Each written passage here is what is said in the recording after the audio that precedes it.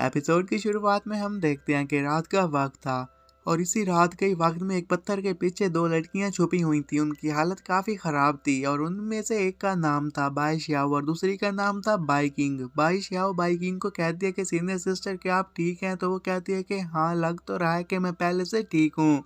वो बस उसे यही बात कही थी कि तभी ही दूसरे क्लैन के लोग उन्हें ढूंढते हुए आ जाते हैं। उन्हें लीड करने के लिए एक फीमेल भी थी और ये कहती है कि लगता है कि अब हम यहाँ पर डूम हो चुके हैं, बचाने के लिए हमें कोई नहीं आने वाला। और जो उस मेंबर्स को लीड करने वाली लड़की थी वो आगे बढ़ते हुए कहने लग जाती है कि तुमने इम्प्रेस को यहाँ पर आकर ऑफेंड किया है, तो तुम कैसे समझ सकते हो कि हम ऐसे जाने देंगे और इतनी बड़ी गलती करने के बाद तुम्हें छोड़ देंगे। भाई श्याओ उसकी बात सुनने के साथ पत्थरों से बाहर आ जाती है और चिल्लाते हुए कहने लग जाती है कि हमने ऐसी बड़ी कौन सी गलती कर दी, हम तो सिर्फ बूजी सेक्ट में ग्रैंड सेरेमनी को ही अटेंड करने के लिए गए थे ना। और जब ये दोनों उनकी सेरेमनी में गई थी तो कहने लग जाती है कि मैंने देखा कि वहाँ पर सारे लोग हेवन और अर्थ की वर्शिप करने की बजाय एक पर्सन की वर्शिप कर रहे हैं, और इसके बारे में जब मैंने सवाल किया तो आप लोग इतने ज़्यादा ऑफेंड क्यों हो गए, आप लोग हमें क्यों चेस करने लग गए। और उस समय उस लड़की को ये कहने लग गई थी कि बस मैंने सिर्फ इतना सा सवाल पूछा था, वो जिस साथ के सारे लोग ह्यूमन लाइफ के काफ़ी डिसरिस्पेक्ट कर रहे हैं, तो मैंने बस यही पूछा कि तुम लोग एक कल्ट हो, तुम लोग डिमोनिक कल्ट हो।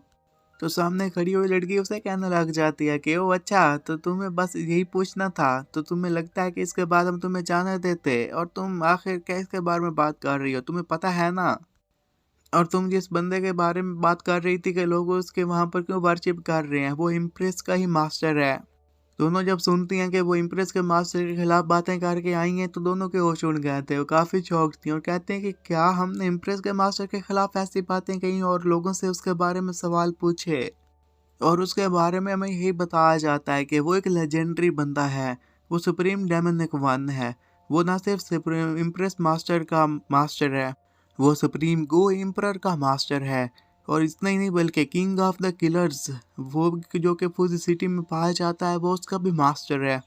और ये सारी बातें बताने के साथ ही फिर अपने स्वॉर्ड निकालते वो लड़की कहने लग जाती है कि तुमने हमारे डेमोनिक एम्परर को इसने बुरा भला कहा, तो ये तो हमारी इम्प्रेस की मेहरबानी है कि उसने कहा कि हम दोनों सिर्फ तुम लोगों को मार दें, वरना वो अगर कहती तो तुम्हारे पूरे के पूरे क्लैन को ख़त्म कर सकती थी। अब स्वॉर्ड निकालने के बाद वो जैसे ही अटैक करने के लिए उन दोनों की तरफ आगे बढ़ती हैं तो देखने के साथ बाई किंग बाई श्याओ को कहती है कि बाई श्याओ तुम जल्दी से यहाँ से भाग जाओ, जबकि वो कहती है कि नहीं मैं रुकूंगी, मैं तुम्हारी हेल्प करूंगी। वो लड़की जो है अपनी स्वॉर्ड लेकर उसके करीब पहुंचती कि तभी लाइटनिंग की वहां पर स्ट्राइक होती है और सारे लोग इधर उधर बिखर जाते हैं। और ये देखते साथ ही बाई किंग भी हैरान हो गई थी, बाकी के लोग भी हैरान खड़े हुए थे और कहने लग जाते हैं कि आखिर यहाँ पर चल क्या रहा है, क्या यहाँ पर ड्रैगन अपीयर होने वाला है। कि उनकी नज़र ऊपर माउंटेन के पड़ जाती है। देखते हैं कि एक बंदा हवा में खड़ा हुआ था, उसके इर्द गिर्द काफ़ी ठंडर था और लाइटनिंग भी थी। और इस बंदे का नाम था ये शैन, जो कि फार्मर हेड ऑफ शुआनजी सेक्ट था। और वो ये कहने लग जाता है कि मैं यहाँ पर सेक्वेल्शन के लिए पूरे 100 साल के लिए बैठा रहा, लेकिन अभी तक भी मेरा रैम सेम टू सेम है, मैं कोई भी ब्रेक थ्रू नहीं कर पाया।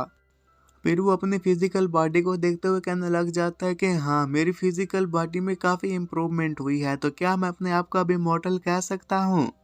खैर अगर मैंने अपनी फिजिकल बॉडी को ही सबसे पहले स्ट्रॉन्ग बना लिया है तो मेरे लिए ये भी एक सक्सेस है, तो बस मुझे इसी सक्सेस के साथ अब सिक्वेशन से बाहर निकलना होगा। कि वो दोबारा से नीचे लाइटनिंग की ट्राई करने लग जाता है, जिसकी वजह से वो के क्लैन के जितने भी लोग आए हुए थे वो सारे के सारे मारे गए, सिर्फ उनकी मेन लड़की ही बची थी और उसके साथ कुछ इक्का दुक्का लोग बचे थे।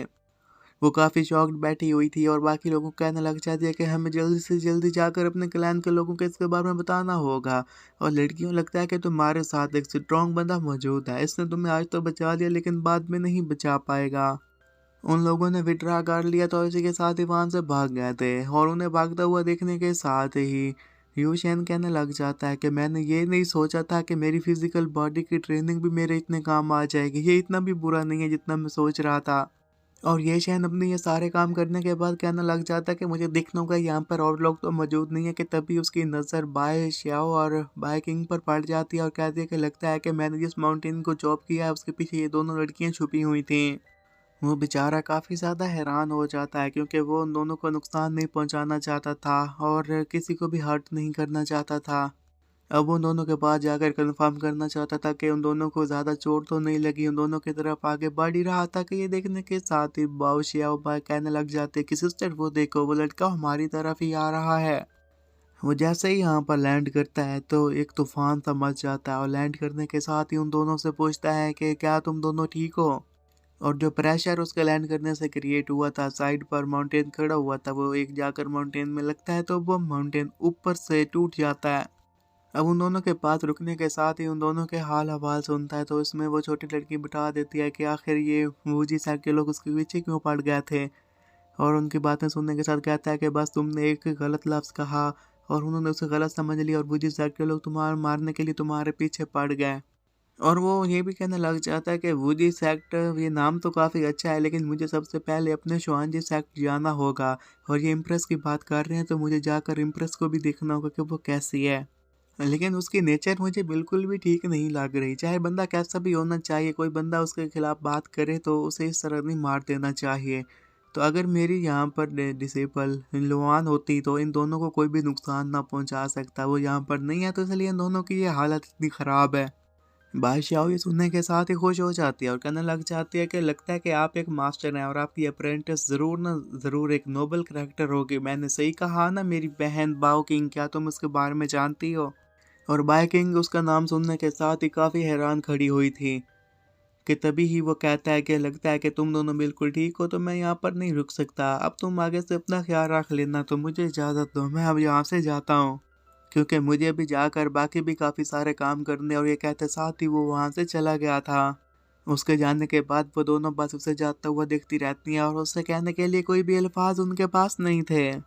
बाई शाओ ये देखकर खुश हो गई थी वो और बाद में कहने लग जाती है कि मुझे लगता है कि वो एक एक्सपर्ट है, देखा वो थोड़े ही सेकंड में डिसअपेयर हो गया, क्या हम भी फ्यूचर में इतनी पावरफुल बन पाएंगे मेरी बहना।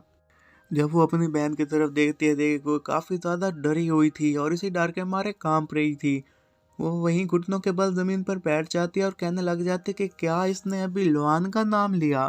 क्या वो कह रहा था कि लुआन उसकी अप्रेंटिस है? जबकि अपनी बहन की ये हालत देखने के साथ ही उसकी बहन बाओशेव जो कि उससे सवाल पूछ रही थी फिर चुप कर जाती है। उस समझ में नहीं आ रहा था कि उसे आखिर क्या हो गया। अभी हमारे पीछे कुछ लोग लगे हुए थे ले उस वक्त भी इतनी ज़्यादा नहीं डरी हुई थी जितना ये लुआन का नाम सुनने के साथ डर गई है। खैर ये लोग तो यहीं पर, जबकि दूसरी तरफ हम देखते हैं कि अब वो भी अपने वापस सेक्ट जा रहा था। और ये शेन रास्ते में यही सोचे जा रहा था कि जब मैं अपने सेक्ट वापस जाऊंगा तो मुझे नहीं पता कि मेरे सारे के सारे डिसिपल्स क्या कर रहे होंगे, क्योंकि ये 100 सालों तक अपने डिसिपल्स के पास था ही नहीं। और यहीं पर ये एपिसोड भी ख़त्म हो जाता है।